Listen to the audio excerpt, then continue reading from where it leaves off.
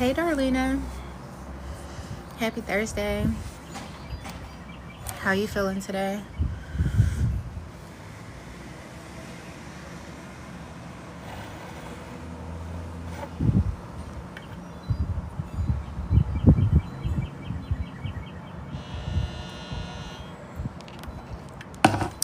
Hey Naturally Natty.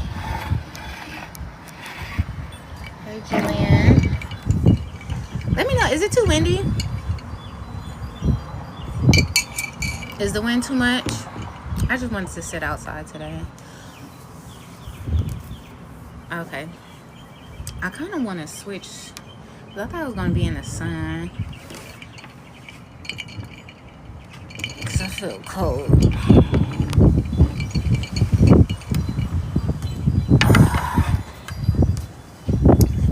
Yeah, that's better. Hey, Exclusiveness. Hey, Nikita.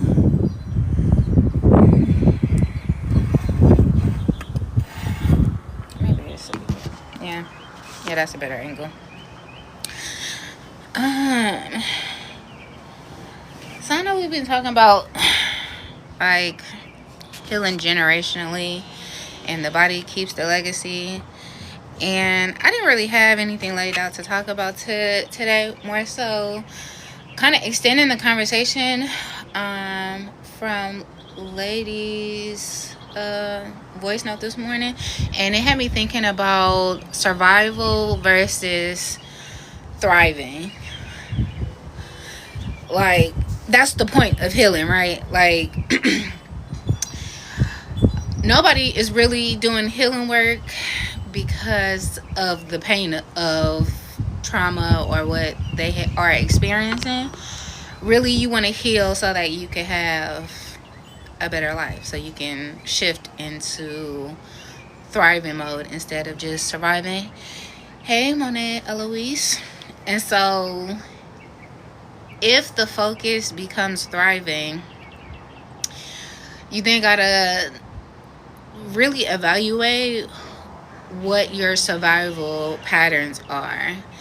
Because if we just focus on like, okay, that triggered me, that hurt me, that was uncomfortable, all of those things will stay in survival. Because in order to shift out of survival, you're going to be triggered. You're going to have to address your coping mechanisms. And a lot of times we don't really know what our coping mechanisms and which ways we are trying to protect ourselves until we're triggered. Hey Bree Rich. And so my DoorDash is on its way. I'm excited because I just ordered from this place I've never ordered from, Piata, or is that how you say it? I don't know, but I seen somebody order it on TikTok. I'm like, ooh, that looks good. I'm gonna try it. I love lunch. Girl, me too. DoorDash got me in a hole, especially because my job, they gave us a business account, so I get free DoorDashes. Not like free as in they pay for the food, but like the delivery fee is free. Is that Mediterranean? No, it's Italian. So I might be saying it wrong. I think it's Piata. Piata, I think. Tearing them up with the Dash Pass. Girl, yeah. And even like throughout the year, if they give Not they saying body exposure. I ain't got nothing out. I ain't even got no cleavage to have nothing out. Hey, Abby. Um, Even throughout the year, sometimes my job, like, you know how jobs will have like pizza for the day. Sometimes they'll put like $10 on our DoorDash account. Probably like 3-4 times a year. Yeah, you gotta wear a turtleneck. Like, damn, it can't even be hot outside and you wear regular clothes. Indeed, I don't have nothing out but my shoulders. I don't even have no boobs to have no cleavage out. So I don't know, girl. What was I talking about? Oh, but yeah, my job be giving out pretty good perks. Never thought about that. Wondering if my job do it too. This is the first job I've had that has had these type of perks, so I don't know.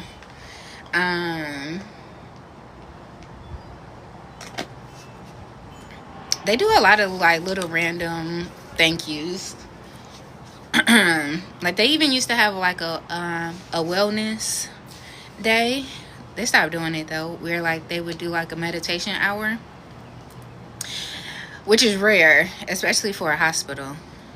But it was even for like remote employees where you could just log onto the Zoom. But I was so sad when it left. You know, they policed our bodies. Yeah, I guess so. Like, you got to be covered head to toe. You can't show no neck, no shoulders, no nothing. Oh, my DoorDash got dropped though. I'm gonna take y'all with me. Yeah, that's crazy. I feel like I would expect that for maybe Instagram, but I didn't think TikTok was that strict.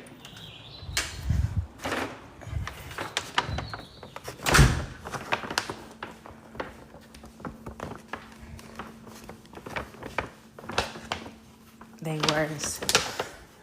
Yeah, I guess so. I never really go live on, well, not even really. I never go live on Instagram. I kind of have checked out of Instagram. Like, I'll post pictures here and there, but I don't really post, like, content how I post over here. Nobody on Instagram give a damn about what you're talking about, for real. Hey, Leisha Pisha. They just want to see if you cute. You got an aesthetic picture. We all for that, but don't get to talking on here. Oh, I should have got a regular size. I got a small. This is enough though. I just wanted to see what it looked like. I'm not finna smack in your face.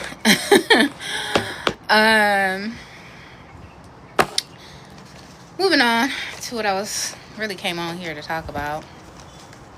I'm considering deleting Instagram too.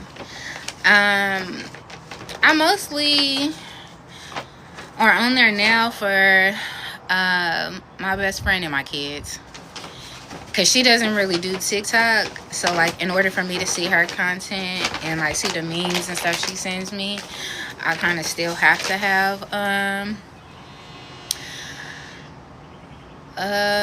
Instagram. Piata is an Italian street food place, so I ordered some pasta. What was the name of it? Let me see the receipt right here. But it looks good. It smells good. I don't want to just smack in your face, so I'll wait to eat it. But I haven't posted on Facebook or IG. I really don't post on Facebook. Matter of fact, I got locked out of my Facebook, I think last year. Like the other day when I was talking about that parasite cleanse, I was never able to log back in after that, so I just deleted it. But I did create another one just for Facebook Market Space, because I like to like thrift and see what they got home stuff. I got the carbonara pasta, but I got a small, so usually I guess they come in a regular like bigger size, but I just got a small. And I got hot chicken instead of just the regular grilled chicken. Yeah, I think TikTok is better for communing with people, like like-minded people. I feel like with Instagram, like you can't get too deep. over there on Instagram. And like the stuff I be talking about now, I've been talking about on Instagram or posting about, but it would be like crickets. Like nobody would, it'd be like 2-3 likes, and it was just like, I'm taking my talents and my wisdom elsewhere. They hate thinking on Instagram. They don't want to think about nothing. They just want to, are you cute? Is your content cute? That's all the hell we give a damn about. I get more supportive support from strangers, so Facebook be pointless. Same. On Facebook, I really only have like my family and older family members, which is why I didn't care about getting kicked out of it. They're like, I would like to go on to try to get like my old pictures, but that's really it. I do think about, like, you know how Facebook give you updates. I do cringe that I can't just delete my Facebook altogether, because I feel like other people are seeing like my updates that I can't see. And like even yesterday, this is also what I was going to talk about, because I'm restarting the Artist Way, and I was looking at like some of my old pictures, and I was just cringing from it. Those were part of detachment ritual for me. Yeah, like when I know this for sure, like if I'm changing something about my identity, I will create a whole new page, or like I will change something different. I'm either going to change my name, I'm going to delete the whole page and create a new one. So I think like me detaching from Facebook too was just because I'm not attached to the people who I was interacting with on Facebook either. Even like this TikTok page, I had a different TikTok before. I created this TikTok I think last year. But in regards to the surviving versus thriving, I wanted to talk about the Artist Way, because the Artist Way really does shift you into a more flowy, thriving state, because you have to be creative. And hey lady, and I was saying, like, it's really shadow work. Yes, it's about like reclaiming your inner artist, but in order to do that, it's like inner child work, and it's a lot of shadow work to go along with it. So yesterday I restarted with day 1, and this will be my 3rd attempt, because I always only get up to week 6. Hey Chef Raquel. Week 1 is about survival isn't something you can just no, like with the Artist Way, me and my friend call it a 12-step program from addiction. So like the same patterns that you would have to reprogram and heal if you were addicted to some type of substance or codependency are the same things you got to address in regaining your creativity. Because if you think about addiction, and like because addiction runs in my family, I have seen addiction up close. Like I grew up going to AA and CA meetings, so I'm like, that's why I used to say, like, I used to be addicted to watching Intervention, because it was something about addiction that intrigued me, of like what happens in the brain that makes them addicted. But it's really like not being able to process your emotions and wanting something to numb it, which is why I think connection is like the healer of that. Let me see. What are you talking about? Man, get out of here.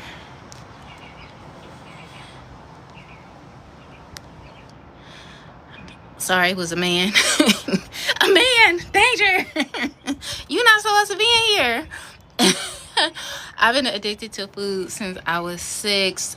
I am addicted to sugar for sure. I feel like, and now I am addicted. I feel like everybody to a certain extent got a sugar addiction. Hey Tony. But I think addiction and codependency is just because you can't regulate and you can't process an emotion. So this morning, talking about thriving over survival sent me down a rabbit hole of thinking about emotional processing, which is why I made that video earlier about emotional alchemy, um, and like how to shift from one emotional state to another, because that's really how you can avoid addiction, or avoid feeling emotion. I don't want to say avoid, but process the emotion, but also not have to sit in it and like, okay, you feel this way and that's just it. That like, if there's a uncomfortable emotion or emotion that feels hellish, I like to say, not necessarily bad, but because what we would consider a bad emotion may not be a bad emotion for somebody else. They might thrive in that environment, and you can see that with like narcissists. They're like, they don't necessarily mind feeling the negative emotions because they thrive off of it. Like, they don't care if they make you happy or sad. They just want your energy to a certain extent. So I don't consider like emotions good or bad, just there are. That's it. So if you can look at the polarity of that emotion, you can alchemize it. But I think in order to be able to do that, one, you got to be able to name it. You got to be able to receive the information and the communication that the emotion is bringing to you. So you can't just jump from, oh, I feel fear right now, let me feel love. You still have to process the fear. That, like, yes, you are going to redirect it after you get the information, but most people stop at identifying how they feel, and that's it.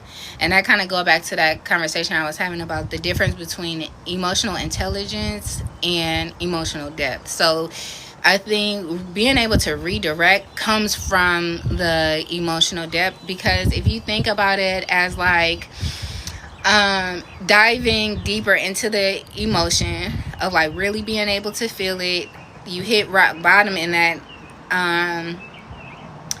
emotion, which also gives you the information you may need. And then you're able to rise, and when you rise, you're able to rise into the emotion that you really actually want to experience. Hey, Serena Royale, why I can't never say Royale? Sorry, I have like a speech impediment. And hey, Creatress. I don't be rising all the time. I think the rising comes from awareness that you can. And like, the more that you do it and the more that you make it a practice, the more your body will remember. So like how I was saying, the body doesn't just keep the score on trauma, it also keeps the score on healing. So this is really what has helped me navigate isolation, is because I started to be able to still ask those questions. So even how I was saying, like last year, I really started cutting people off, and I will talk about that because the Artist Way is really what did that. When I started cutting people off, because I realized I don't have a support system, what shifted was me starting to ask, where do I have support? How is support showing up now? How is consideration showing up now? And it redirected me to realize it's not that I don't have it. I've been expecting it from places that cannot meet it.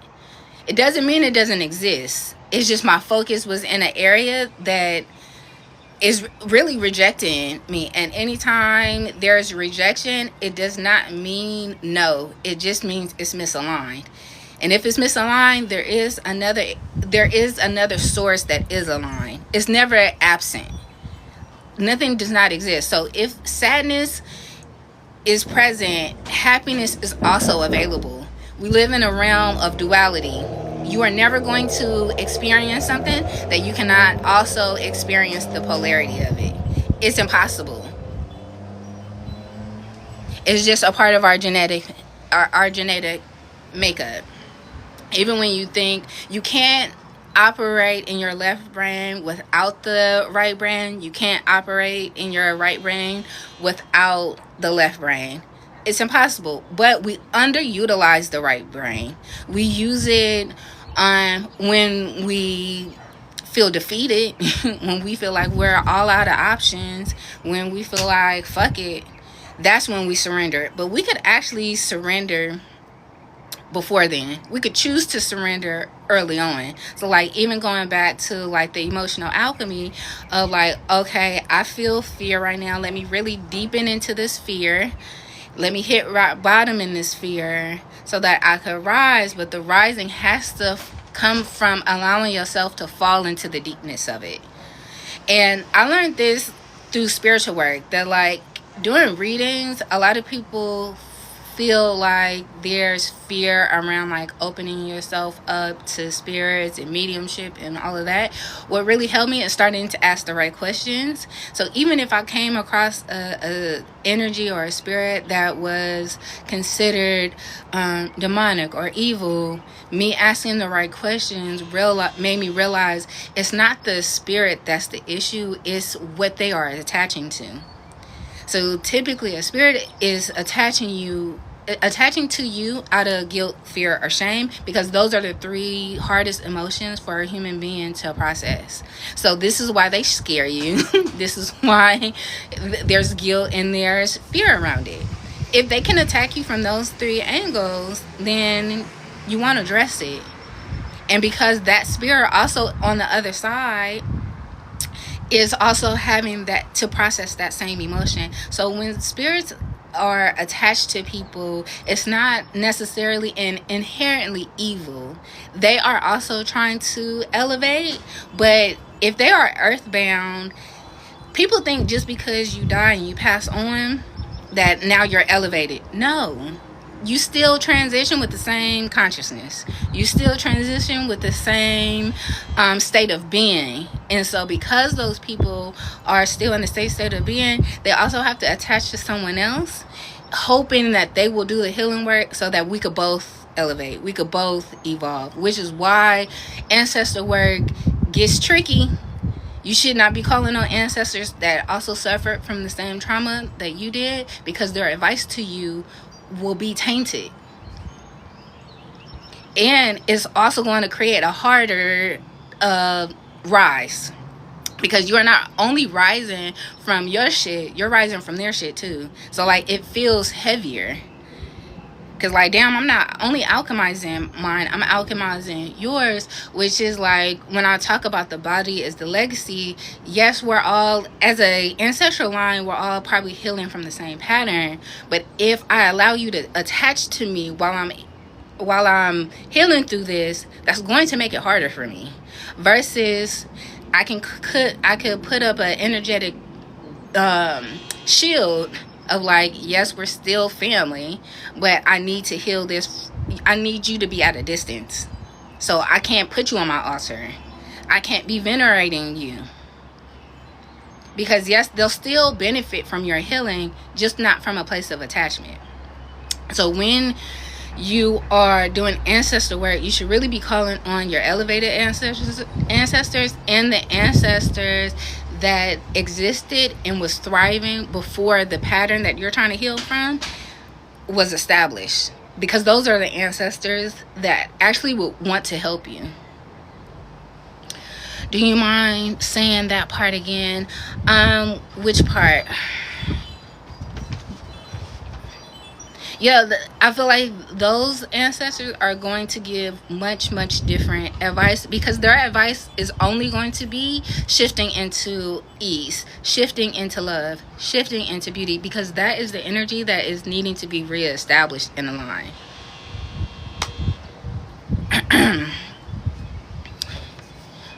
Before I go on, I want to answer your question, Jillian. Call to the elevated or pre-existing ancestors. And even if you don't feel comfortable calling on your ancestors, call on the elements. Call on, if it's an emotion that you are trying to process that is hard for you, call on the energy and the source of water. Because a lot of your elevated ancestors will also show up as elements.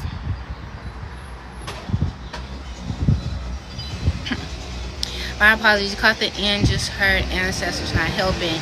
I was saying the ancestors that also suffered from the same energetic wound or pattern that you are can't help you out of it. If they could have helped you out of it, it wouldn't exist. That, like, if it existed while they were here on earth, they would, and they have healed it, you wouldn't be experiencing it. So, like, you gotta reach further back. That back was country. It's been wider for me too, because of I think just for me in particular, I would like to say me being in touch with my emotions is how I heal. I think for everybody, but me in particular, because of my human design and my astrology. That, like, my moon sign being in Cancer, water is going to be how I emotionally process and heal, and so that's my healing method. So also look at your moon sign to also know what element will help you process your emotions. After, I think you meant water, is dirt for me, so earth. And another thing that will help, now, you know, this is a precursor.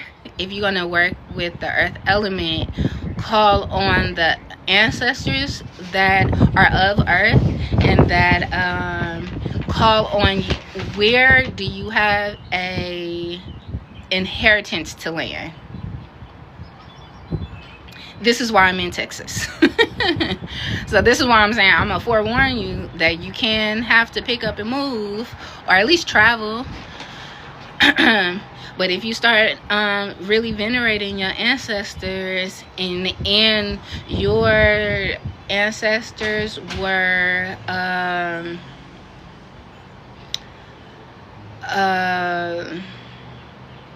tied to certain lands, that is also where you will be redirected to reclaim your birthright. I think I gotta move to, you may not have to move there, but you might have to visit. So, like, for me, in particular, like, when I say, like, everybody be asking why do I live in the city that I live in, I moved here sight unseen, so it wasn't intentional of like, oh, I want to live in Roanoke. That's where I live, in Roanoke, Texas, which is like right outside of Fort Worth.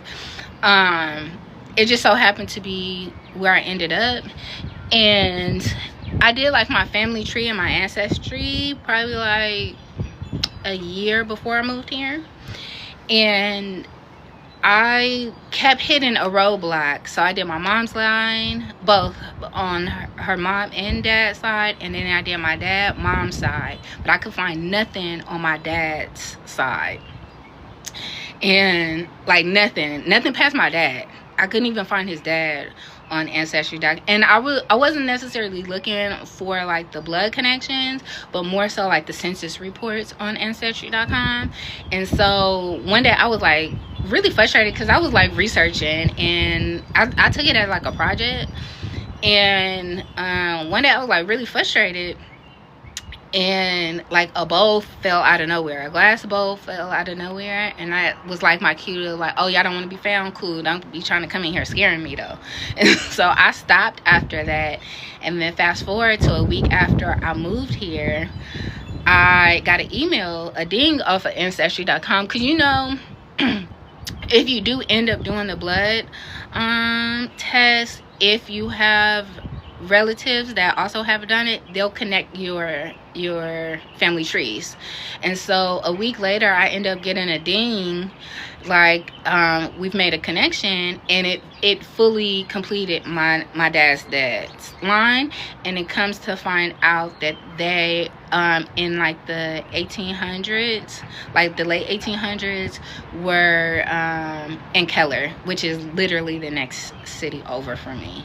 So it was like, oh, this is where I'm here. So this is where this is where I was redirected into my like healing as far as embodiment. I was talking to my friend yesterday, and we were talking about like all of our old posts, and how like, just how I was saying, like Facebook will remind you of like all the shit you used to be talking. And we were talking about like our old posts, And we were like, damn, we've been wise. We've been like on the same shit and talking about healing for a long time now. But we were laughing of like, we were like, the stuff that we were talking about was wise, but we wasn't applying it. Like, we were just like, oh, we know this. And it's like, no, we weren't embodying it. And so I don't think I really started to embody it until I moved here. But I also think I didn't have the capacity to embody it until I moved here, more so because I think this space has provided me a level of faith, because even how I moved here was like, I can't deny that I was called here, and like, this is divine. And so me having faith also allowed me to surrender, back to that surrender piece, and things have just been able to expand in a way that also has expanded my capacity to where like now I can embody the things that I've already been knowing. Yeah, the faith over fear, like returning to love, which returning to love has been like my theme for the last couple of years, but it has kind of switched from returning to love to making love a devotional and like love embodied. But I wanted to talk about the artist way, because this is really what I think prompted me to even more embodiment. So I started the artist way last May, and week 1 of the artist way is about recovering a sense of safety. So with the artist way, I got the book here, I got the hardcover, I also have the Audible, so I'll listen to it and I'll read it just so I'll like really know what I'm expecting for the week. So it's basically a 12-week program. This is why I was saying like me and my friend call it a 12-step program, because it's really like step by step walking you through returning to love, but also like reclaiming your inner child. And as beautiful as that may sound, it's, in my opinion, intense shadow work, which is why I keep getting stuck at week 6. But I want to talk about why I kept getting stuck at week 6. So each week is about recovering, about reclaiming, about like bringing that piece back. And so week 1 is recovering a sense of safety. So it talks about like, who are the monsters in your story, of like the people and the things that have kept you from embracing your inner artist. Because basically you're not showing up in your unique gifting or what you are meant to create and flourish in, because somewhere along the lines you didn't feel safe to. And so it's interesting. I was able to get through week 1 well, but that is when my cutoff season happened last May. That like, I want to say like by day 2 or 3, I had to cut a friend off, which also a week later decided to cut my oldest sister off. So like, you got to kind of be prepared that like, okay, this is also going to change aspects of my life. So I won't go through all the weeks, but I will kind of be doing like a recap each week. So I'll make maybe Thursdays or maybe Tuesdays, because I started on Wednesday, so maybe I'll do like a reflection of what has came up for me with each week with y'all. And I invite y'all to, you know, join me, even though I started, but you know, we could still do it together. But let me see what y'all talking about before I move on. I love this. I gotta see you finish the artist way. That's the only way I'm gonna do it. Okay, I'm like, I'll wait to see like if I start now, when will I be done? And I'll be done on June 16th, which is fitting. I feel like I'll be done right before summer. So like, this is my spring work. Desmond, you say you have the book, you just haven't read it yet. I also think this is a like, I don't know if Serena is still in here, but how we talk about sacred text. I think The Artist's Way is a great sacred text because it will really make you have to do some internal work. I need to do a spiritual bath. Why do you feel like you need to do a spiritual bath? I just started doing spiritual baths again recently, probably the last month or so. For a long time I stopped. But why do you feel like you need to do a spiritual bath, and what is it about it that you feel like it shows?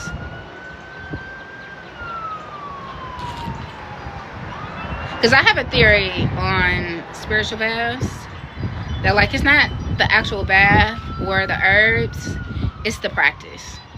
It's you taking the herbs, you connecting with the herbs, you having them in your hands, you speaking your intentions, you praying, you feeling the water, you're connecting with the water. So that earth and that water element, that is the magic. That's the spiritual cleansing. So, like, if it's not a spiritual bath, those are things that you could do every day anyway. Right? I really feel like I could do a spell with any. Me too, which is why, like, I know I have a different approach to a lot of spiritual concepts or beliefs, but it's because I feel like I haven't, like, fit into any of, like, the boxes of spirituality. So, like, I feel like I study, and when I'm called back to a spiritual practice or a spiritual tradition, I go back to it. Like me saying, I started going back to taking spiritual baths, but because I look at it differently also, though. Because I think you could get attached to, like, this spiritual bath is cleansing me, when it's like, no, you cleansing you. This is just the mode in which you are channeling your energy through. But, like, it's you. I like the way you approach it. Thank you.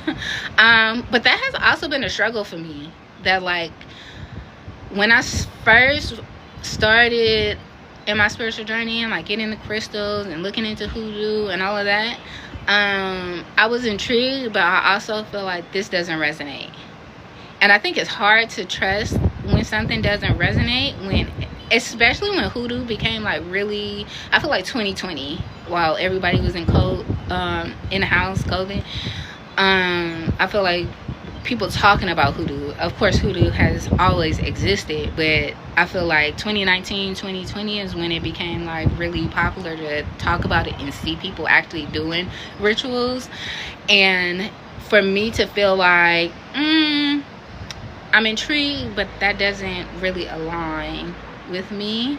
And so I had to, like, really kind of give myself permission to not go with the trends, and, like, be okay with not connecting with people in that way. Which is why, too, I don't feel like I was talking to Eli about this when we had lunch, because she was talking about how dark and insidious a lot of the spiritual communities have been, and, like, the harm in that, similar to religious trauma. And I was just saying, like, I've never experienced that because I haven't been a part of any spiritual community. That, like, I've never gotten so deep into the spiritual community that it was harmful, because even if I was intrigued, once I was there, I was like, nope, this ain't for me. Like, I ain't gonna talk about that, never mind. I'm like, if this was a private us talking, it would be different, but I don't know who'd be watching these. So but you could feel the ickiness of spiritual communities, just like you could feel the ickiness of church, which is also why I got introduced to church as an adult too. Like, my best friend at the time, when we were 19, started, like, getting really religious and started to go to this church.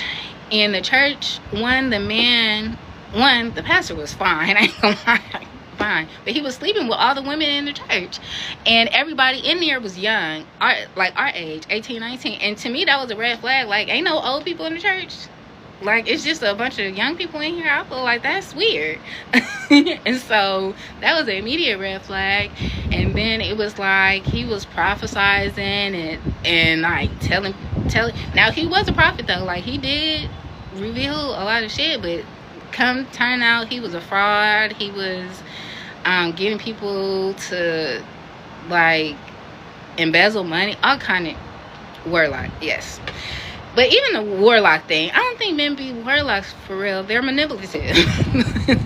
Like, that's all it takes to be a witch or a warlock, is to be able to manipulate energy. Which, manipulating energy is just manipulating emotion. You know how many people are a witch then? If that's all it takes to be a witch, is just being manipulative, everybody a witch then. Everybody a warlock. It don't take nothing really to do that. It don't take no candle magic.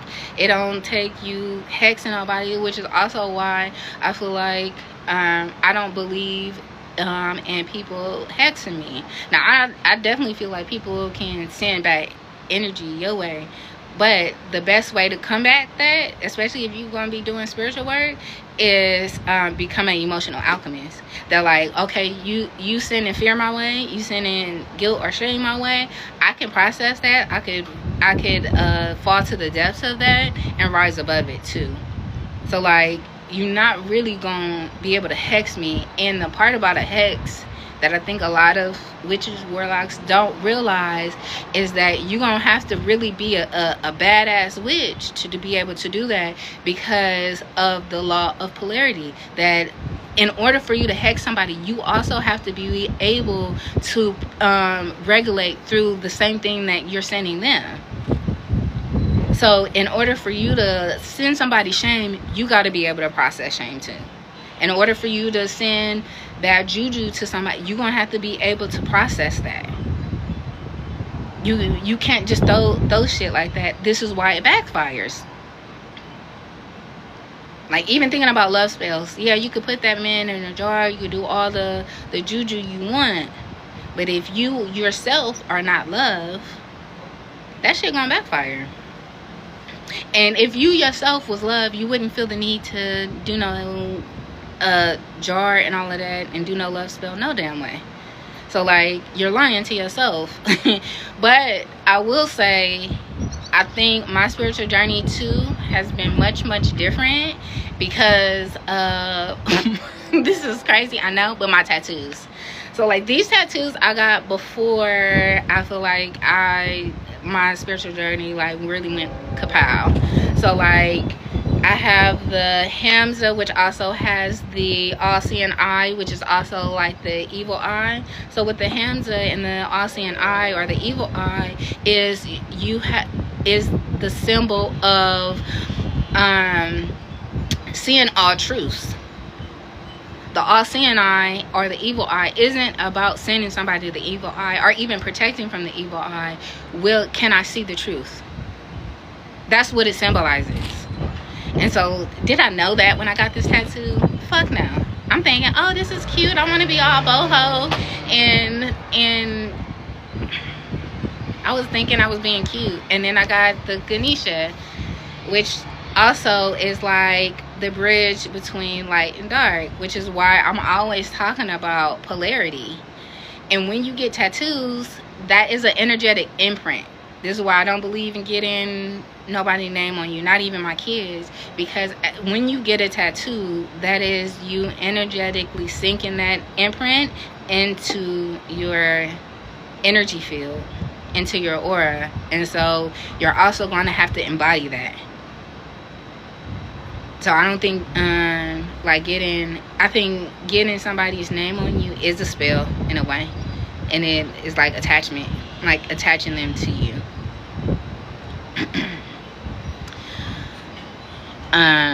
But I could talk about spiritual shit all day long. But yeah, I don't know if Bree Rich still in here. I still believe in spiritual baths, but not in the ways that is taught. That like these herbs, yes, you still are utilizing the herbs and like building a relationship with the herbs, but the herbs itself carries a frequency. It carries a frequency that you want to align with. And so it's like having a relationship, same as with emotions. In order for you to process and get a better relationship with the emotion, you got to be willing to sit with the emotion, to be present with it. So making a spiritual bath is doing the same thing. I am opening myself up to commune with this energy. So there's nothing wrong with taking, at least in my opinion, there's nothing wrong with taking spiritual baths, but I don't think the bath itself is what cleanses you. It's the connection. It's the communing. It's the presence. It's the being still and like mindful.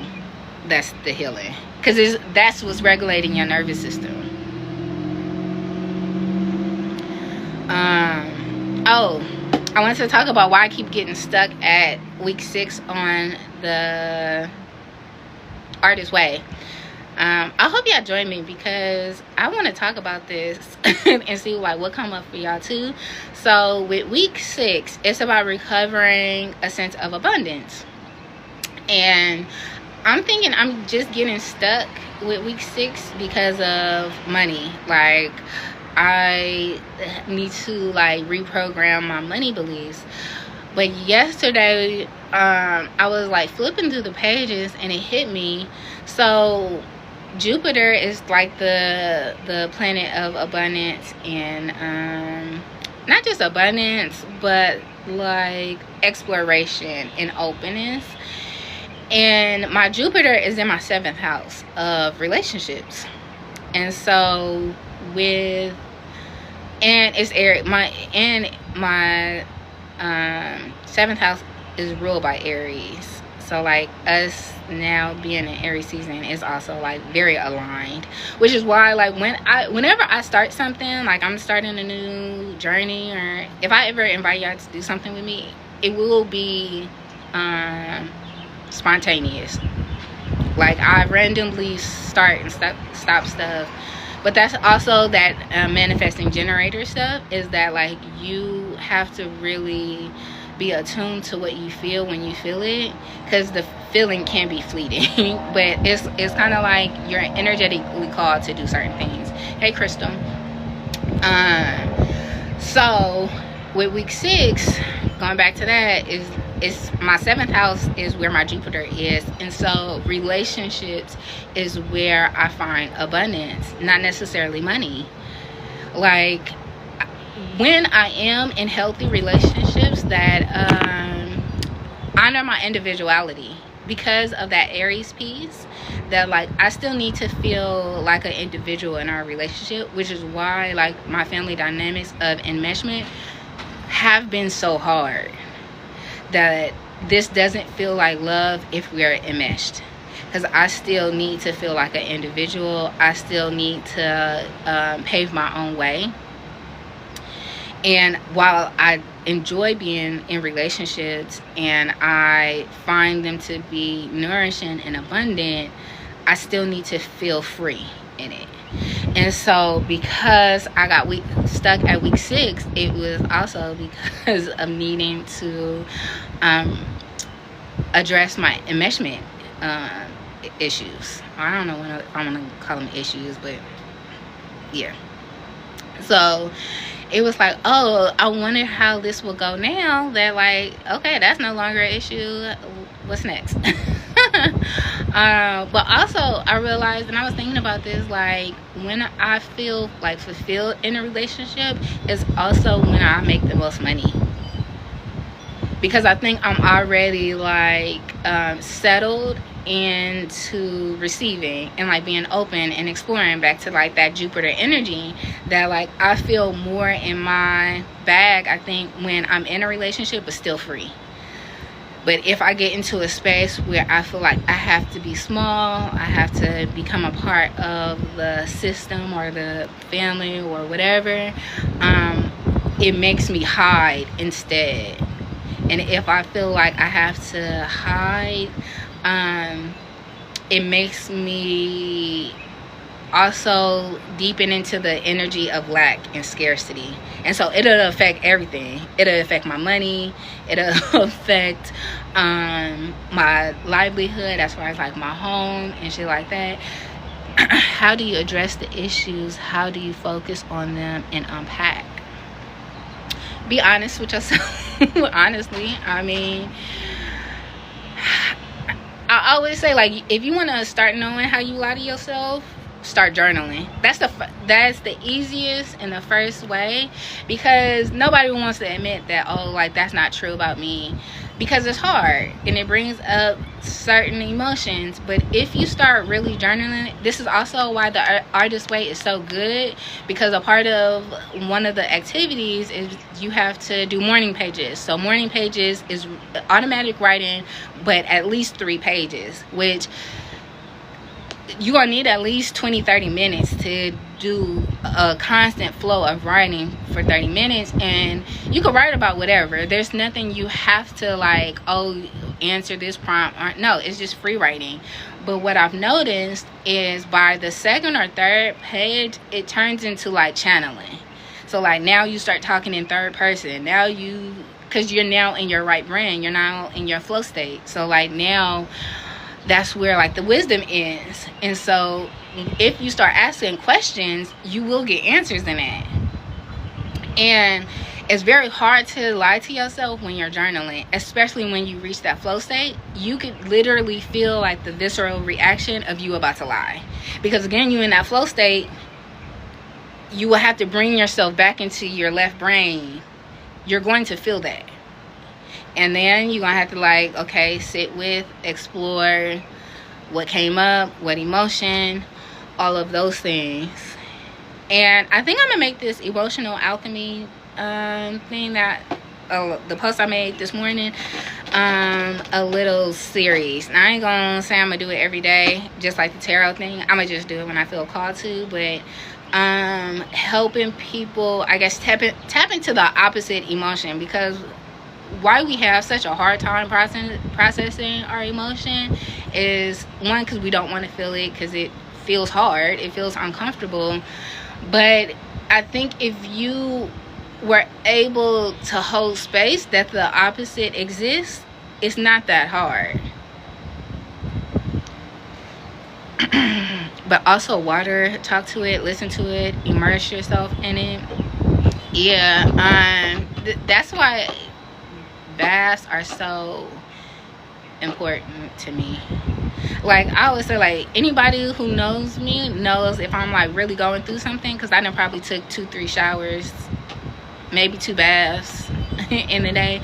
Like, I'm gonna immerse myself in water a couple times a day, because I don't know, it's hard to not cry. Like, if you're feeling heavy and emotional, it's hard to not cry when you're in water. And even when I was in California, like my last probably 2 years in California, I was at the beach at least 3 times a week. And I would just go to the beach just to cry, just to weep. Matter of fact, the first time I really heard like an ancestor, and I don't mean like visual, like literally heard, but this also helped me identify my spiritual gifts, when I was at the beach. And something about the beach and being near water just automatically makes you think of like motherly energy. And so I was thinking about my grandmother that helped raise me, and it made me start thinking about my other grandmother, my dad's mom, and she passed before my mom's mom. And so I had just said to myself, or like I was talking to her, but I'm just saying it, thinking it in my head, like, I'm sorry I don't really grieve you like that. Like, I felt guilty for not grieving her. And immediately after, she was like, well, shit, it ain't like I'm coming back. But that was her sense of humor. So it made me laugh, like, oh shit, that's really her. Cause like my dad and my grandma had like a very dry sense of humor, to like, that's something she would say. To where like I would not have thought that. I would not have heard it in that tone. Like, it wasn't, yes, I heard it in my voice, but knew it was her. And so from there, and it just made me like, oh shit, it kind of like startled me. And from there, I don't know, it just started to like expand from that.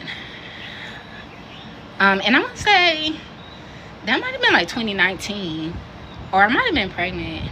Even my dreams while I was pregnant with my youngest really cracked me open spiritually too. Like, I had a dream of all these ancestors that I had never met. I didn't recognize them, but they were just gifting me baby stuff. So it's like they had a baby shower for me. And when I woke up, I told my partner about the dream, and I'm telling him about the names that was in the dream. Like, some of the people like introduced themselves to me, and one of them, I'm like, somebody named Lulu, and he was like, what? And he was like, what was the name? I'm like, Lulu. And he was like, you're kidding me, that's my great grandmother's name. And I was just like, this is crazy. Even this is why I'm so adamant about my dreams. And like, if I don't dream like for a long period of time, I'm going to drink the tea, I'm going to do something, I'm going to take the spiritual bath or something, because I'd be like thirsty for my dreams. But when I was pregnant with my son before him, we didn't find out his gender, just because I don't think we cared whether it was a girl or a boy. But my last one, I really wanted a girl, and I wanted to know so bad. He came to me in a dream 3 times and said that he was a boy. One, I like literally gave birth to a boy. Another one, it was like, because I get a lot of messages like right before I open my eyes, and before I opened my eyes, it was just blue, and it was like, I'm a boy. And then I forgot what the other dream is, and that is what made me go do like the early ultrasound, because we weren't going to find out again. But I'm like, nah, I gotta know. Like, because I need to be able to like sit with and grieve the fact that I'm not having a girl, that I'm having another boy. So when I trust my dreams wholeheartedly. All right, y'all, I'm finna go in the house because it's hot as hell out here.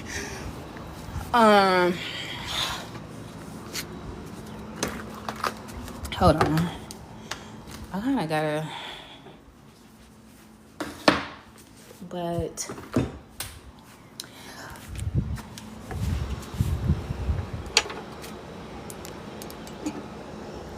now I've lost my train of thought. Oh, I wanted to ask anybody, like, if you are going through something right now and wanting to process and shift the emotion. Like, say right now you're stuck, or you're feeling an emotion that you don't necessarily want to sit with. You're welcome to come on, and I can help you shift if y'all are interested. If not, it's okay. You were talking about your dreams. I actually had a wild dream this morning, which kind of led to what I'm talking about. I had a dream this morning about, I don't know if y'all know the singer El Mien. I think it's how you pronounce his name. One, I love him. But I had a dream that he was like auditioning, but he was dressed in drag. And when I woke up, I didn't think nothing of it. But afterwards, while I was in the shower, it came back up, because that's usually what will happen. Like, my dream, like, I won't necessarily make a dream.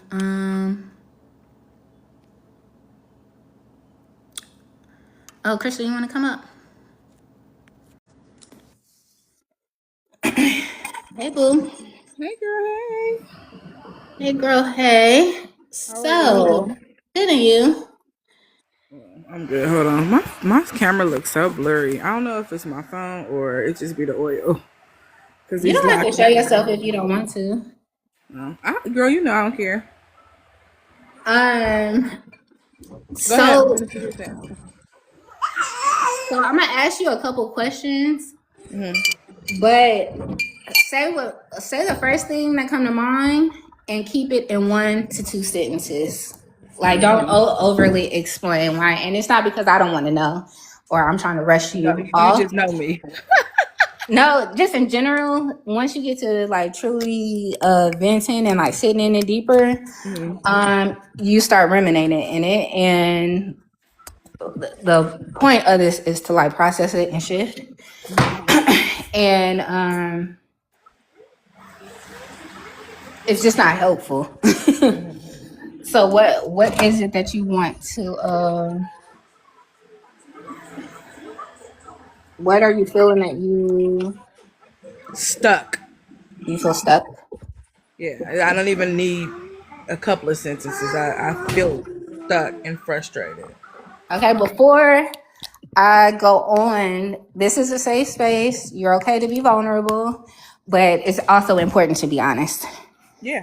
Okay. Why do you feel stuck? Um,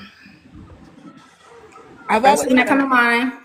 I've always felt like life for me was supposed to be extremely abundant. And I don't feel that in this life. Okay. Why don't you feel abundant?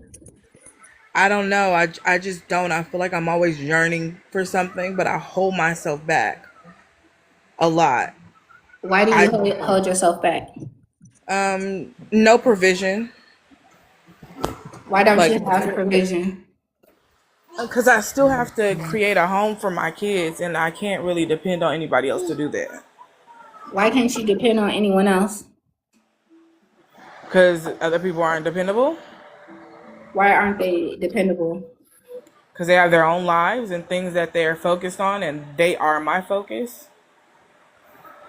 Why are they your focus? I feel like they're my reasons. They're my why every day. Why are they your why?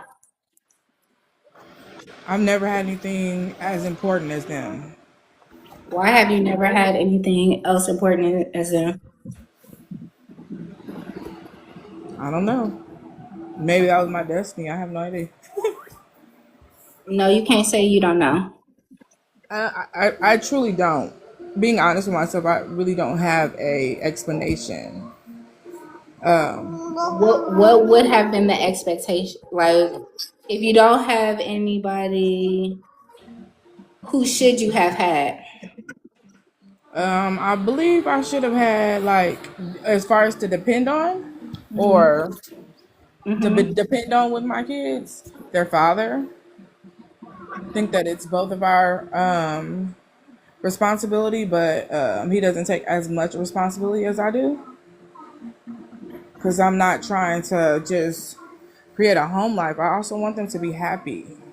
I want them to afford opportunities. I want them to thrive So why are you with him? because of them and childhood trauma, of course. So you're with him because of your why, yet he doesn't support the why. Why don't you feel like why don't you feel like you deserve support? I'm not saying he doesn't support the why. I feel as though he doesn't support the why in a way that needs to be supported because he has a lot of growing up to do, even though he's older than me. He has a lot Okay. of growing up Okay, to do. stop. Why don't you feel like you deserve support? I don't necessarily think that I don't deserve it. I just don't think that my environment has room for it. I mean, I have support like emotionally. I can talk to people, and if I really want to reach out to somebody, I have it, but not in the way that I feel as though I need it so I can make a better life. Like it wouldn't be like long term or anything like that. And then I also don't want to feel like I owe anyone. Okay. So we'll stop there. That you feel like you don't have support. So it started with you're stuck, but really you're not stuck. The issue is you don't have support. Oh, And so really you feel unsupported, not yeah. stuck. Okay. And in order for you to move out of stuckness, you gotta affirm and believe that you deserve support and be okay with the support coming in another area of your life. But in order for that to happen, you would also have to make room for it.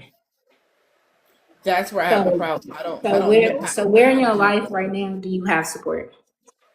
Like the support that you feel like you're yearning for, where in your life do you have it? um, And you can't say your husband because you just said, it, I, uh, so where else in your life do you that's have like it? a can of worms there.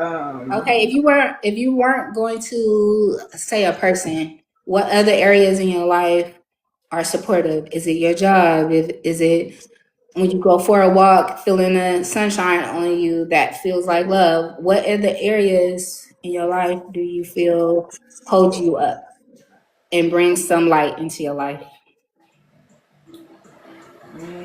My wives, my kids. I say you can't use people. Oh, okay. Lately, it's been um some of the relationships that I'm leading into. You You can't said use no people. people. Okay. Nothing really. That's not true. If I told you in your room right now that you're in your room, where is the color red? You would be able to turn your head and see red. Where in your life that doesn't involve another human being is there support? Oh, that's a hard question. I would really have to think about that. I can't even Okay. give you a quick Okay. answer. Okay, close your eyes. Take 3 deep breaths.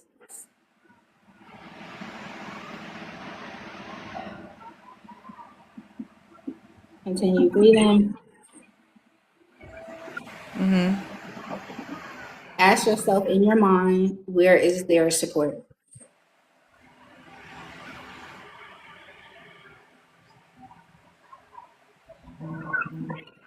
I don't have an answer, honestly. And I don't want to. I want to be honest with myself and you. I don't. You drink water every day. You eat every day. Oh, simple stuff like that. Yeah, that's what Maybe I'm saying. The first thing that come to mind. There is support in your life. Where is it? okay, like food, but that's a toxic relationship for me. Okay, name something that's not toxic then. Because Um, also, and I'm not being trying to be harsh here, yeah. if you can say no, not food because it's toxic, you should also be able to say no, this ain't what it is. Because also the husband situation is also toxic. So Yeah, like you're right. you're not against toxicity. So if you need to Yes, and I leave think that in I another embraced it too area, much. you said what?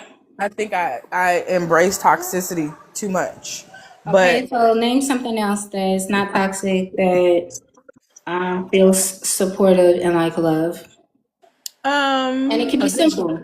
a good shower, Okay, a good so shower. now make your shower routine a practice, and that's your mode of being able to process feeling supported. So buy yourself nice body washes. Take a shower with a candle. Yeah, I already do that. I always do that a lot. I actually want the little tray and all that stuff too. I was thinking about getting that for myself. So I do those type of things, but also start considering yourself Okay. because that's really what it is that your partner. And you also didn't name anybody else that is supportive of you. You say your kids, but then you said you have support around you. This is what I'm saying. You got to be honest. You ask where to start. Well, I mean, I The don't, start is being honest, and the honest answer would have been nobody. but I can't say that honestly because I know if I call on certain people, or I mean, even like with our relationship, you're a mode of support when I need a certain kind of conversation. I have another friend. I'm starting to shift away from like really juvenile kind of relationships, where there's nothing that comes out of it. I yearn for more, and I'm starting to notice that I don't really want to be around people who aren't necessarily building, because I lack seeing that being done, if that makes Wait, sense. if I was to be honest with you, you could have all those relationships and you wouldn't know what to do with it because your foundation is not supportive of that.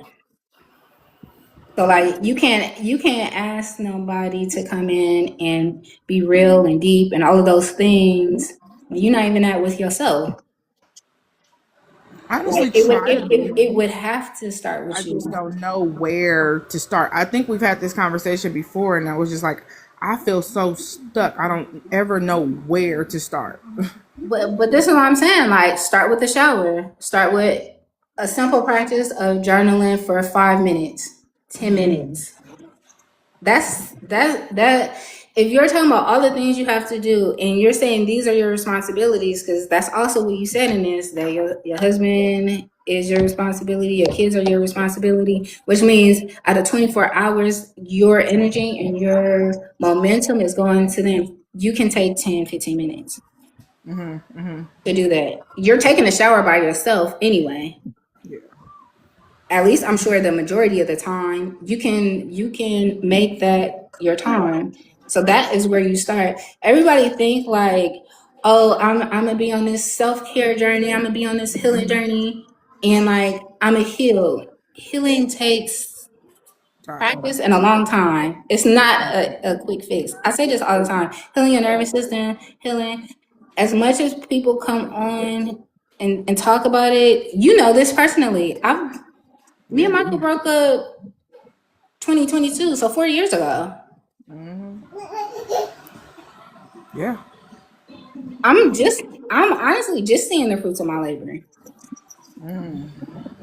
And it started with Michael, but then it went to, the friends that ain't friends no more. Right.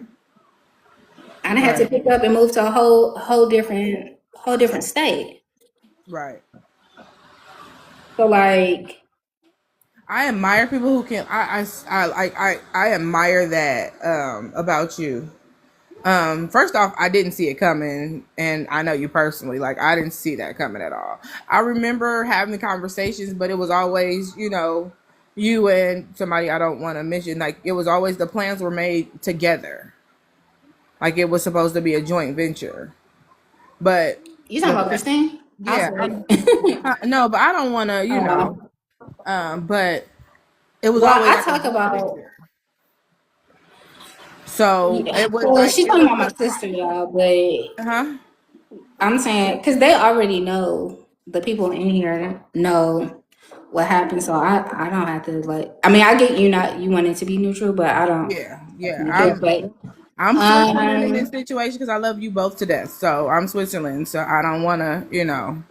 But wait, right? And I just talked about this on Tuesday. Nobody could have. I didn't see it coming. yeah, no. For Even me, even though even the though move, six and months everything. prior, I did see it coming, and even when it came up, I had a dream about it 6 months prior, and even then, I said I can't deal with this right now. Yeah, But yeah. It's always been a if the pair choice thing. if the choice is going to be to stay in this, I gotta shrink myself. I gotta go, Yeah, and that's one thing I can say. You know about me. They're like, I'm yeah, gonna get out of here. yeah. So like, All of our relationship since I've known you has always been you checking me when I'm wrong. And I've never gotten offended. Like, even if you felt like I got offended, I've never gotten offended because I do feel like iron sharpens iron. And sometimes I need to see the error in my ways and or understand a different perspective. That's why I've always respected the relationship that you and I have always had, because I never felt like it was coming from a malice place, but in a place to challenge me, which I feel like is true friendship. Agreed. Because I That's one don't thing I feel can like say I have always appreciated that you accepted that about me versus trying to make it my problem of like you shouldn't be dishonest or you shouldn't absolutely not, be because this that person because I feel like everybody else in that we know pretty much has of like because I just can't be fake. Like I'm not. yeah. I'd rather not be in a relationship than fake. Yeah, and I completely understood that about you, because I I felt the same way. I'll never forget. I was talking about a person, and I was like, I made a comment. And I was like, yeah, remember, ugly people don't have be having nothing to lose or something like that. And I thought that I was like clocking it, and you came through and was like, but if that's your friend, why would you even say something like that? And I'm like, I'm not meaning it like that, but it made me think about my perception of why did I say that? It made me think about me. And then I had to take accountability and understand that, you know what? If that was somebody that I do call a quote unquote friend, why would I even say something like that? You know what I mean? And but in my mind it was kind of funny. It wasn't like meant to be real malicious, but it was. Yeah, and But I you feel checked me like on that point like almost immediately, and I love that about you. Like, I didn't even get mad. It was like, she right. I feel like integrity is a big thing to me. Oh, And oh, so absolutely. I agree. um I get childish and petty sometimes, but yeah, you're absolutely right. but this is what I'm saying. Like I'm integral with other people because I'm also in integrity with myself. So like before you would even bring something to me, I done already sat with it.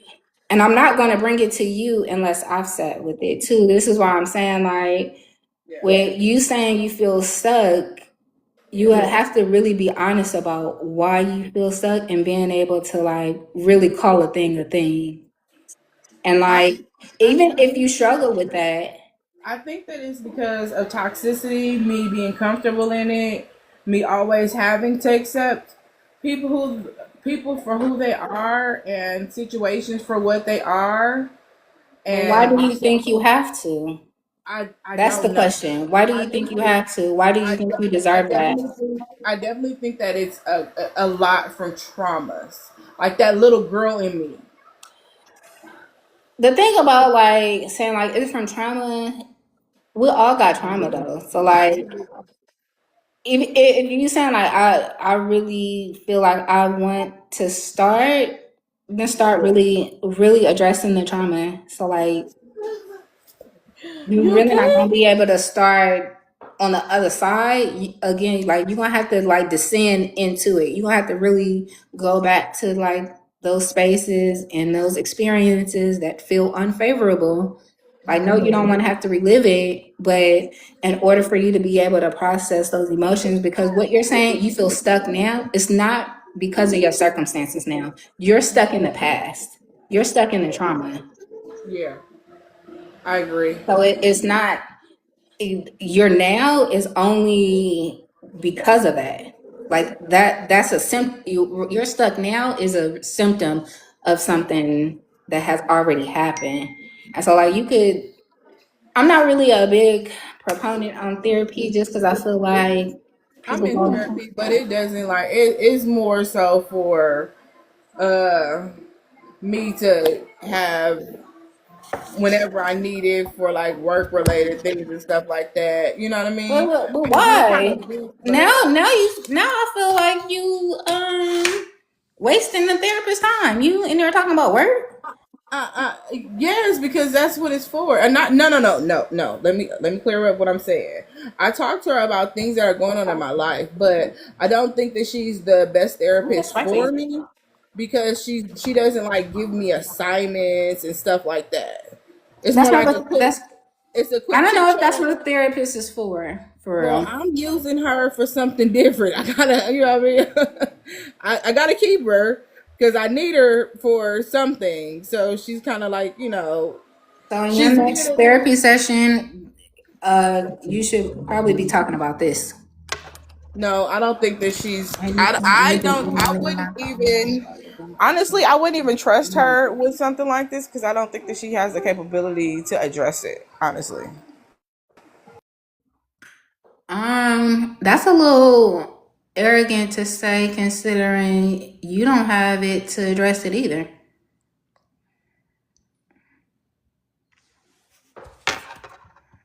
What happened?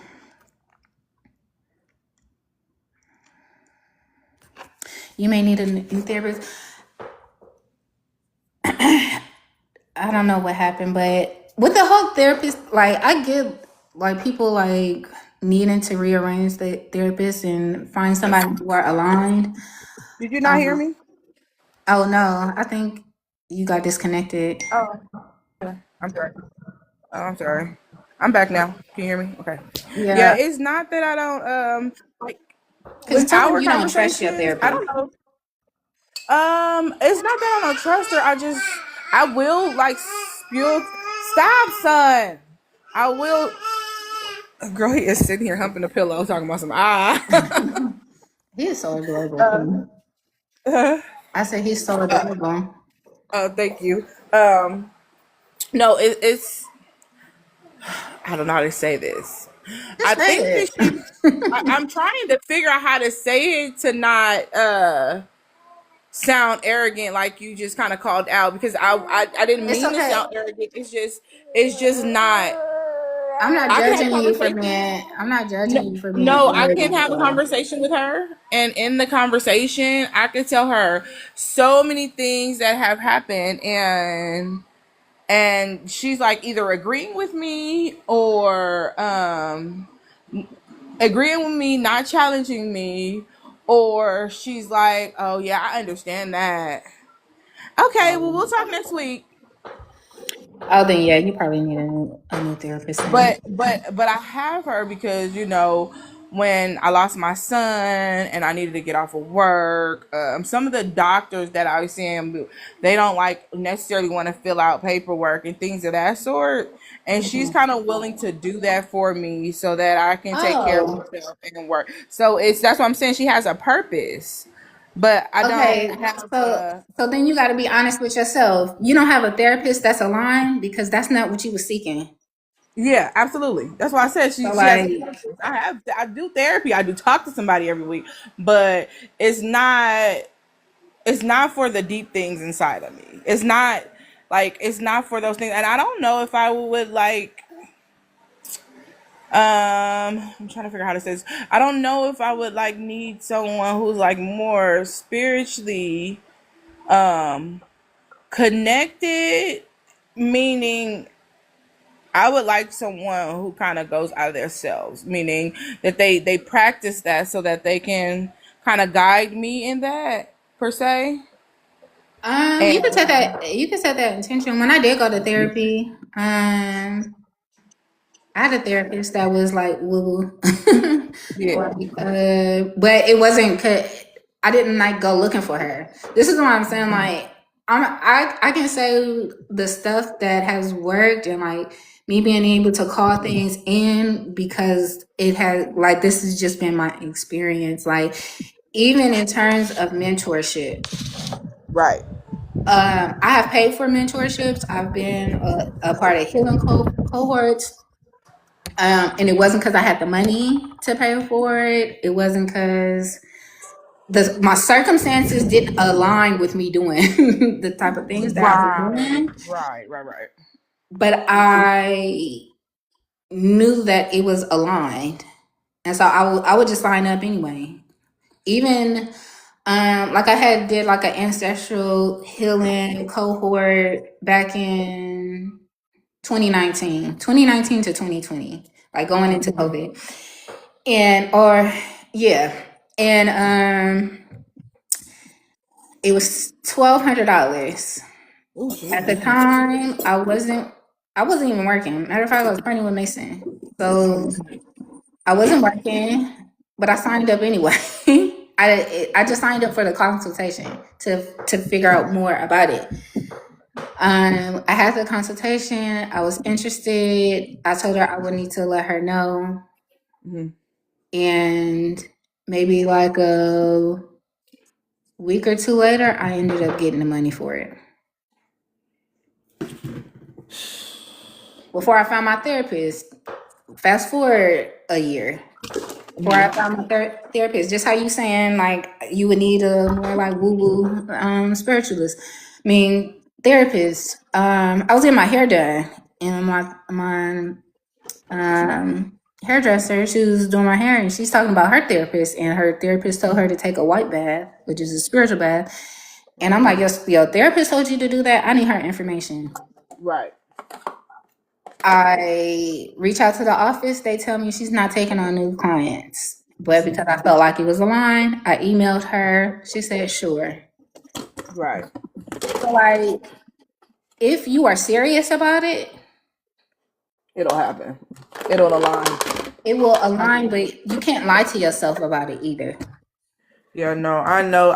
I just know that so much will change in my life, and I'm not gonna say that. I guess maybe being prepared for changes that may happen in my life is the scary part for me because I'm calculated and I like to plan things. Yeah, but Um, what so have you planned so far that has worked for you? the unknown makes me nervous. So if you saying you so good at planning, you so good at controlling, but you feel stuck, that's not true. Yeah, that's actually true too. Because now that you kind of brought that to my attention, like most of the good things in my life I didn't plan. Mm-hmm. Like when I got pregnant with Keeley, that was not planned. That was like, what in the hell? I ain't never been pregnant. Why is this happening You to me? you may not like this, but I'll try to get out for a warning. Yeah, what? um, you may also need to detach from like your kids being your world because you may have all these sacrifices because you've taken yourself out of the equation. I agree. It's easy that way. So like you're gonna have to say yes to doing hard things. That's my problem. I know it So that's for sure. so that's what you can work on. That's your first step. Take the showers, do the journaling, and start doing hard things. I'm actually planning to do a hard thing really soon. I want to go to nursing school. I've been wanting to do that since shit we was That's, kids. that's not what I'm talking about. But no, I'm saying, but that's a hard thing for me because I know how hard it's gonna be to That's balance life. that's another mode of escape. Oh, you think so? You could naturally want to be a nurse, sure. Right now, you're stuck. You feel like, oh, I'm gonna go to nursing school. You think that's your way out, Honestly, I do a little bit. and it's because you don't want to do hard things. You don't want to do the internal work. I know. I desire that very, very much. Like I keep telling you, I just don't know where to start. So I heard the showers and I heard the journaling. I'm actually about to go on Amazon right now and grab me a little journal, or go to this Dollar Tree over here by my house and grab me a little journal and actually start. I know that it's just me making the moves to do what I need to do. Okay. When you get that journal for 10 days straight, and I'm gonna check in with you to Okay. see what time.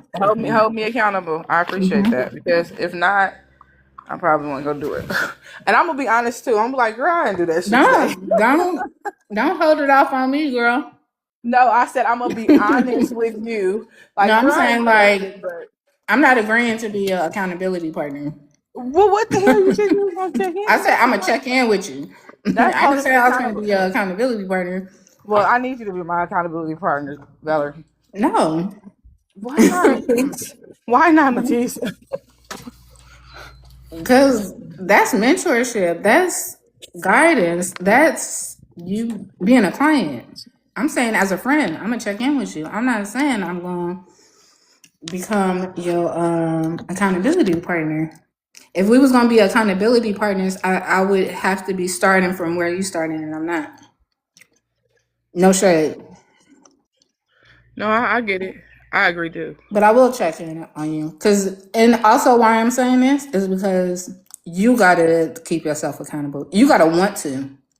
If you're Now, do saying you I don't know think where to start, I don't know where to start. You also gonna have to have the desire to start. Yeah, I definitely have the desire to start, and that's why I think I'm so frustrated. Because I have the desire to start. I feel like I don't know where to start, and I feel like um I can't fit it into my life with You've all taken that yourself out of it responsibility. and you filled it with kids, husband, now nursing school. Yeah. No, it So needs to be done though. The biggest revelation was when my dad passed away, and my grandmother passed away, and my son like 2024 and 2024 was like a year for me. It made me look at a lot of things different, especially when my son passed away, because now it's kind of like it's so many things um that I have questions about, and it's more so because of the, I guess, the way that it was put together, or the way that everything kind of happened, and like even some of the numbers and stuff. Like I want to know meanings and things of that sort, but I know that I have to open up a certain chakra in order to receive the information. girl, as woo woo as I am, and I'm on here talking about dreams and woo woo ness. Don't fall down the chakra and the I gotta heal this. No, I'm giving you practical advice here. Right. Don't try to go opening up your third eye. I don't mean to laugh, but this is why I feel like I know my approach to stuff is different, but just start there and you can open that chakra later. It'll open on its own, trust me. But I get that. I get that. I just know that there's a lot of things that for instance, with my son, he was supposed to be born 4/4/24. That was his due date. mhm. He arrived on 3/6/24. He passed 11 hours later. Then I got pregnant with my other son 5 months later, and he was born on 4/14/25.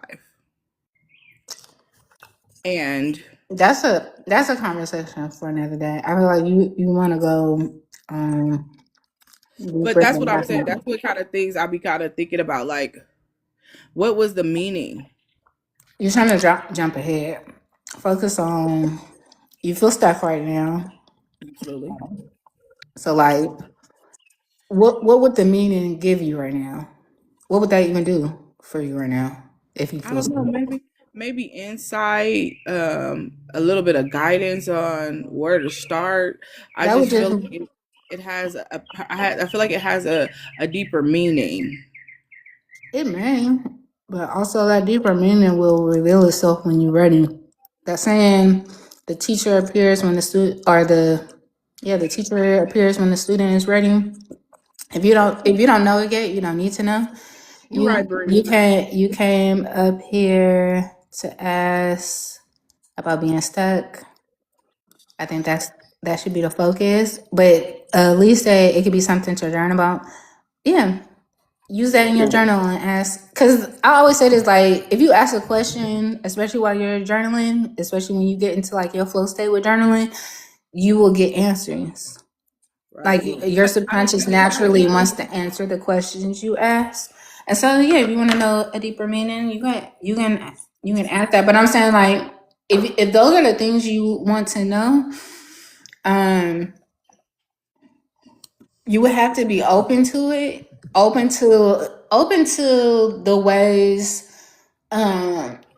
those type of synchronicities and the messages come in are subtle. And like, you would have to create a practice of being present and mindful even to get those answers. So like, even Lee suggesting journaling, that would be, you're already in a space where you're receptive, you're relaxed, you're journaling, you have your practice. Now you can answer those questions, but you got to start the practice first. And before you start the practice, you got to have the desire to have the practice. But I gotta hop off here soon, so we could talk about this later. Okay, I'll call you. All right, love you. I love you too. Well, Thank this you. is good. Thank you for coming on. Absolutely, no problem. That was fun. So that was Crystal, my childhood friend. I'm surprised you came on, Crystal. Me and Crystal grew up in the same neighborhood, and we used to be like all in the same little group. So it would be me, her, my old best friend, and my sister. So that's why she brought up my sister. Like, she could never see that coming, because I told y'all the other day, me and my sister were really close. But oh, and Pretty, thank you. You're brilliant. Thank you. I appreciated that. This was fun. So this was kind of like what I do in the pattern recognition readings. It would be really just a reading, but that was like, how I say, like, you don't really have to give insight or do a reading on somebody. You just got to ask the right questions.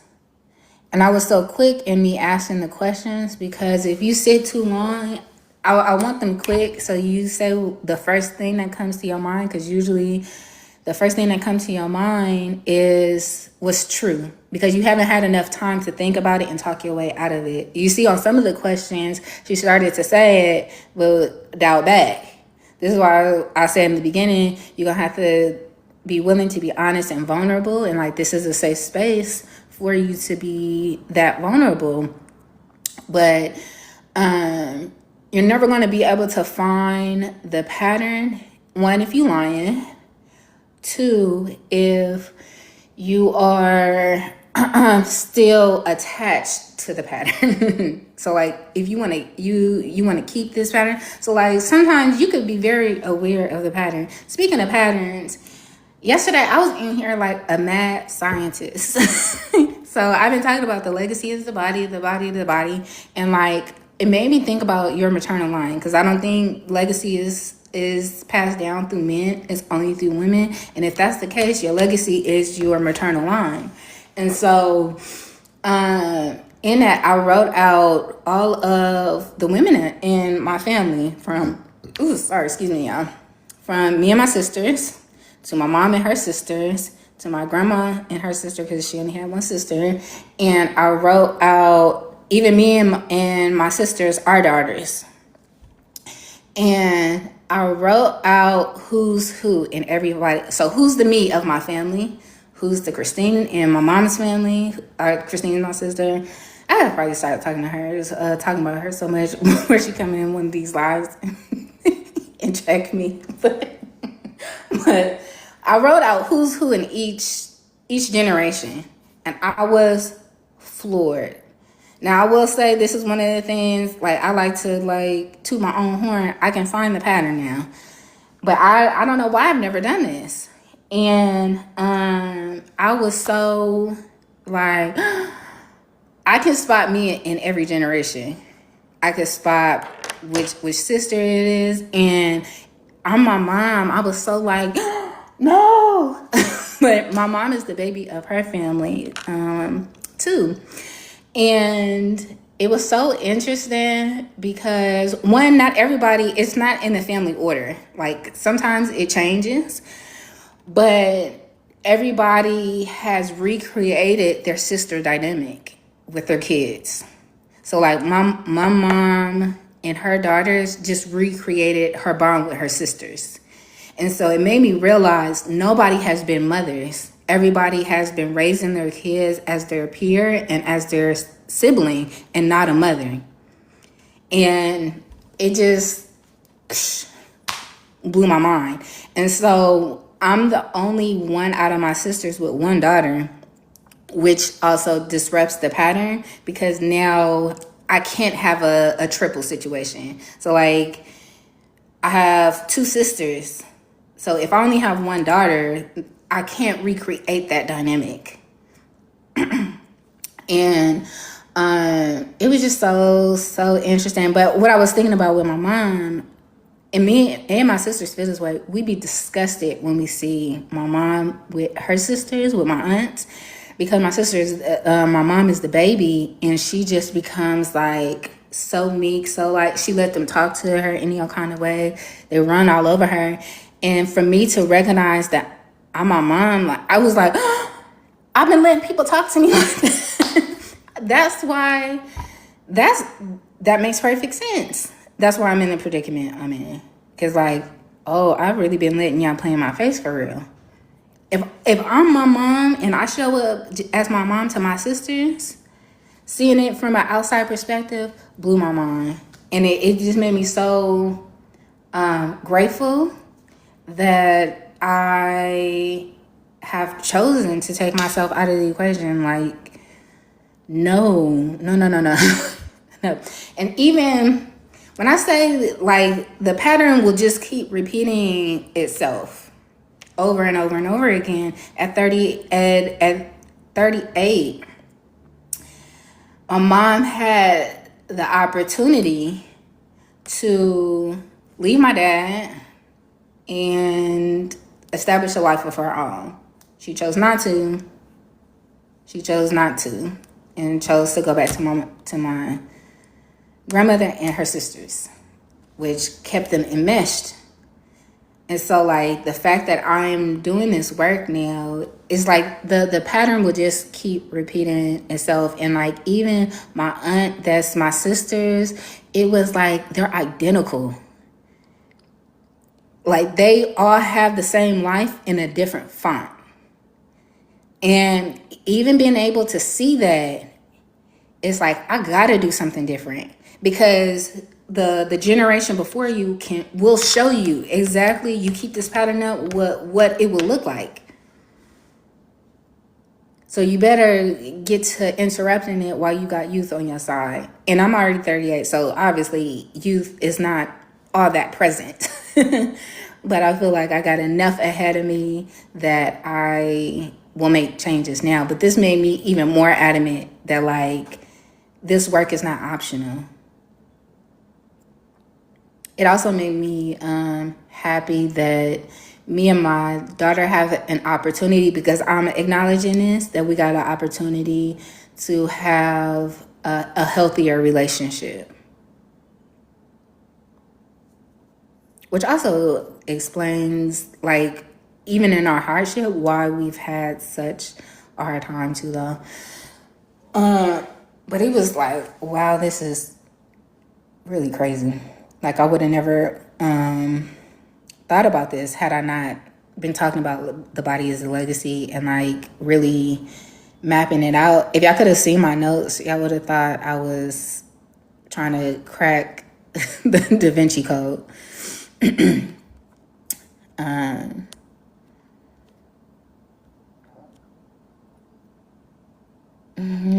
I'm reading on notes. Alicia, I feel like I just watched Pure genius. Oh, thank you. Let me write that down.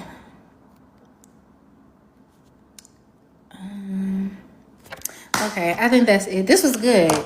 I might go live again before Tuesday. I'll see. But thank y'all for being here. And this is also why I have so much excitement, is because I feel like I just been getting all these like aha moments and downloads, and that really, really excites me. Lady, this is also for you too, because I know our periods are synced up during your luteal phase, which is also why you've had the week you've had, is very insightful. This is why I talk about cycles and syncing in the way that I do, that it's not just about food and like your activities. Really start to pay attention to what emotions you're having to navigate, and like what you are open to each week, because your luteal phase provides great clarity, because you'll get those like subtle ways your intuition, your subconscious is always talking to you. That's why I was telling Crystal that like you don't really have to go searching for messages. But with your luteal phase, it's like you get the subtle messages of what you're about to release during your cycle. And because now you become aware of it, you can intentionally purge, you can intentionally let it go. So like even something that I do that just honestly helps with my cramps is I'll do diaphragm breathing or breath work, which you could just YouTube it. And I'll think about what I'm releasing in it.